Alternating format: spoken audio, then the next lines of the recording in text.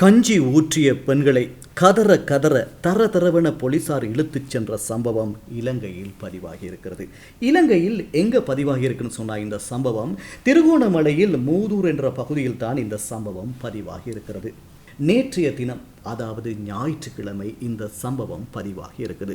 முள்ளிவாய்க்கால் நினைவு வாரத்தை முன்னிட்டு திருகோணமலை மூதூர் பகுதியில் கஞ்சி காய்ச்சி வழங்கிய 3 பெண்கள் உட்பட 4 பேர் தான் இவ்வாறு கைது செய்யப்பட்டிருக்கிறாங்க. நேற்று காலை கஞ்சி தயாரித்து வழங்கிய போது போலீசார் அவர்களுக்கு அச்சுறுத்தல் விடுத்திருக்காங்க. இவ்வாறு அச்சுறுத்தல் விடுக்கப்பட்ட அன்றைய தினம் இரவே இவர்கள் கைது செய்யப்பட்டிருக்கிறாங்க. இது தொடர்பான காணொளிகளும் கூட தற்போது சமூக வலைதளத்தில் பகிர வருவதை காணக்கூடியதாக இருக்கிறது.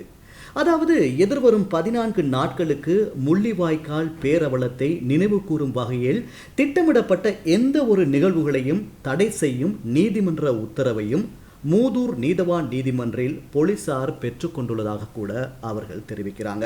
இந்த முள்ளிவாய்க்கால் நினைவேந்தல் வாரம் வடக்கு கிழக்கு உள்ளிட்ட பல பகுதிகளில் நேற்றைய தினம் ஆரம்பிக்கப்பட்ட நிலையில் தான் இவர்கள் கைது செய்யப்பட்டிருக்கிறாங்க. அதாவது நீதிமன்றத்தினுடைய உத்தரவுக்கு அமையவே இவர்களை கைது செய்துள்ளதாக போலீசார் தெரிவிக்கிறாங்க.